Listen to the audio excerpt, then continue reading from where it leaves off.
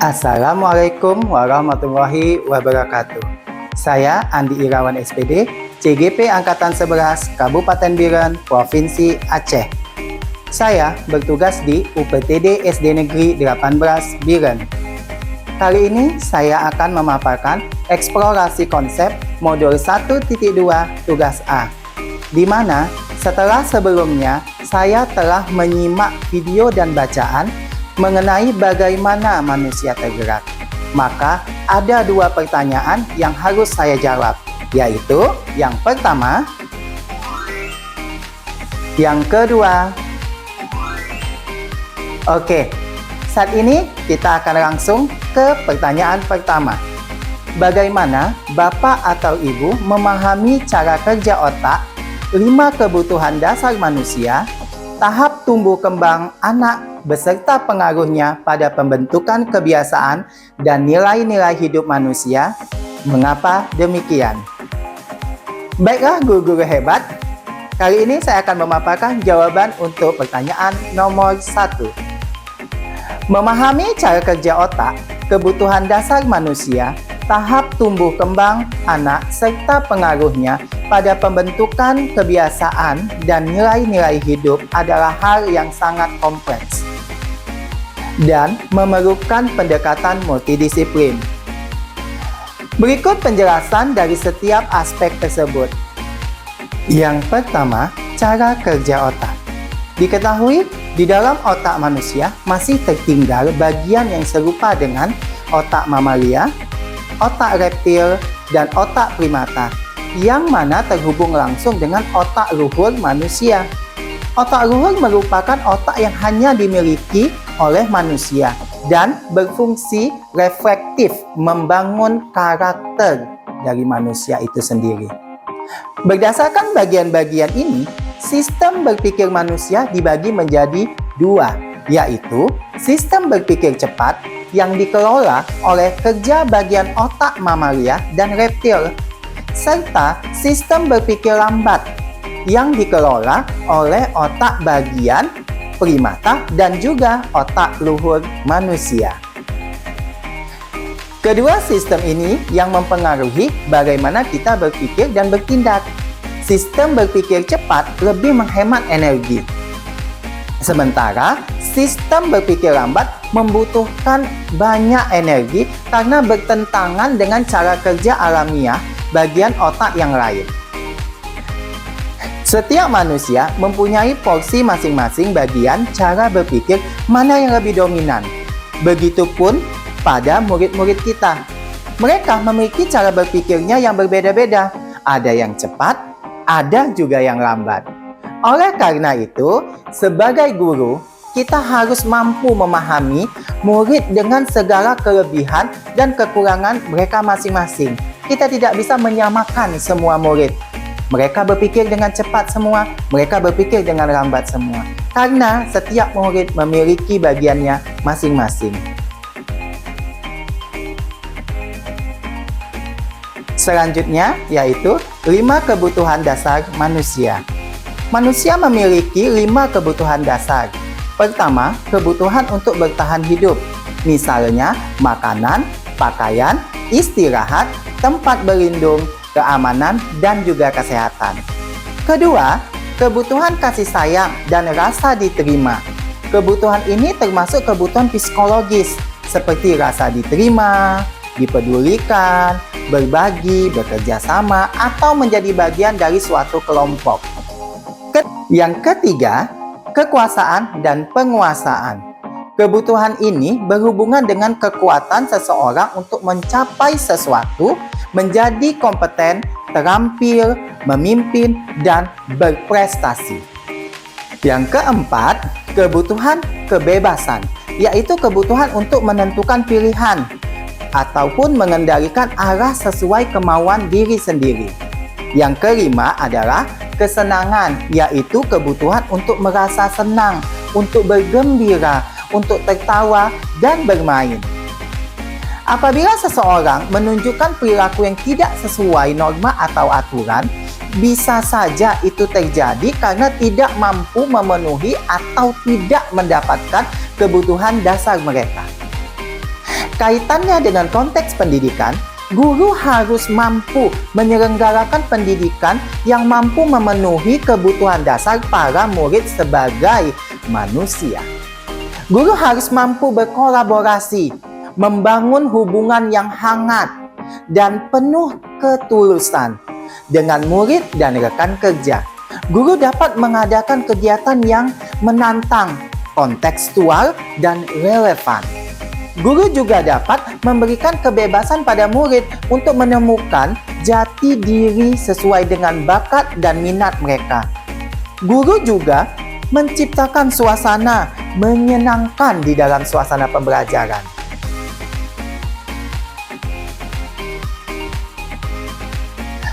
Oke, guru hebat. Saat ini kita lanjut ke tahap tumbuh kembang anak. Ki Hajar Dewantara mengelompokkan perkembangan anak dalam hitungan window 8 tahunan. Window pertama, yaitu pada usia 0 sampai 8 tahun, disebut masa wiraga. Pada periode ini, raga dan indera anak tumbuh pesat. Tak heran jika Ki Hajar Dewantara juga menyebutnya dengan taman indera. Periode ini, guru harus berupaya fokus memberikan akses dan menyediakan pengalaman belajar agar anak makin merdeka dan mengeksplorasi dunianya. Window yang kedua yaitu rentang usia 9 sampai 16 tahun, disebut masa wiraga wirama. Pada periode usia ini, anak mulai berkembang pikirannya. Sehingga sebagai pendidik, harus mulai fokus untuk menuntun proses berpikir anak agar mereka semakin selaras dan seirama dengan sesamanya maupun lingkungannya. Window ketiga yaitu rentang usia 17 sampai 24 tahun, disebut masa wirama. Pada masa usia ini, guru harus mulai menuntun dan menantang anak dalam hal pengelolaan diri dan mengenali potensi dirinya. Sehingga mereka akan sadar bagaimana bahwa dirinya sebagai manusia yang merdeka. Intinya, proses belajar pada anak harus sesuai dengan tahap usianya dan tahap tumbuh kembangnya, selaras dengan kodrat yang dimiliki oleh anak itu sendiri. Sementara, menurut Erik Erikson, tahap perkembangan dibagi menjadi 6, yaitu tahap yang pertama, dari rentang usia 0 sampai 1,5 tahun. Kepercayaan versus ketidakkepercayaan. Tahap kedua, rentang usia 1,5 tahun sampai 3 tahun, di mana ada otonomi versus rendah diri. Dan yang ketiga, yaitu rentang usia 3 sampai 5 tahun, ada inisiatif versus rasa bersalah. Di tahap keempat, rentang usia 5 sampai 12 tahun, yaitu adanya produktivitas versus inferioritas. Dan tahap kelima, yaitu rentang usia 12 sampai 18 tahun, adanya identitas versus kebingungan peran. Dan yang terakhir di tahap ke-6, di rentang usia 18 sampai 40 tahun, adanya keintiman versus isolasi.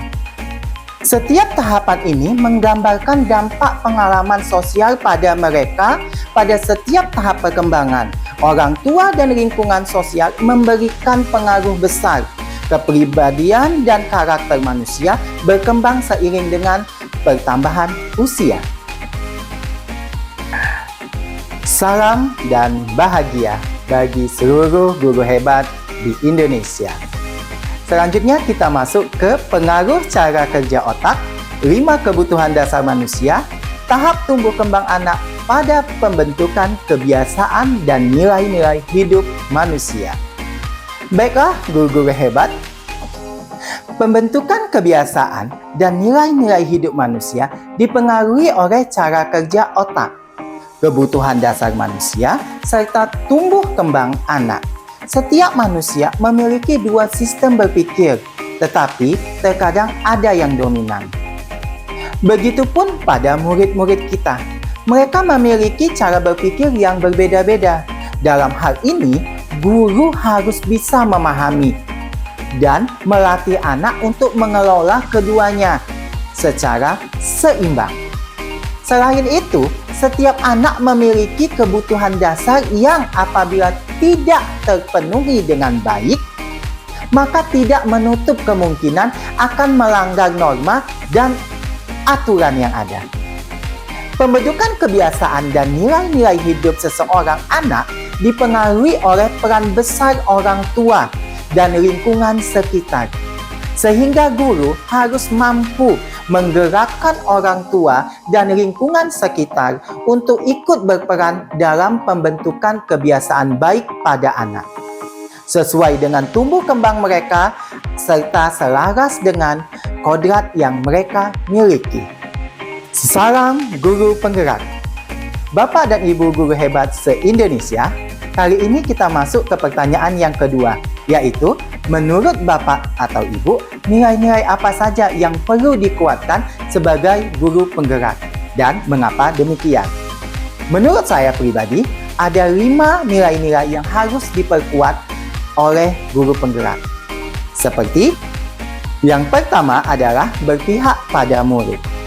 Pentingnya berpihak pada murid yaitu karena hal ini mampu memungkinkan kita selaku pendidik dapat memahami apa saja kebutuhan, minat, serta motivasi intrinsik dari peserta didik kita. Dengan kita memahami ini, maka kita sebagai guru penggerak dapat menciptakan lingkungan belajar yang mendukung pertumbuhan dan perkembangan para siswa secara lebih optimal. Selanjutnya, yang kedua adalah mandiri. Kemampuan untuk mandiri ini juga sangatlah penting. Hal ini karena nilai mandiri mampu memungkinkan peserta didik untuk mengambil tanggung jawab atas pembelajaran mereka sendiri. Dengan guru penggerak memperkuat kemandirian di dirinya, maka kita dapat membantu peserta didik kita untuk menjadi lebih percaya diri, khususnya dalam mengambil keputusan dan menghadapi tantangan yang ada. Dan selanjutnya, yang ketiga adalah kolaboratif. Dengan melakukan kolaborasi bersama dengan rekan kerja, siswa, dan orang tua adalah sebuah kunci utama untuk menciptakan lingkungan belajar yang inklusif dan mendukung. Dengan melakukan kerjasama, maka kita dapat saling mendukung dan menginspirasi satu sama lain, khususnya untuk mencapai tujuan bersama.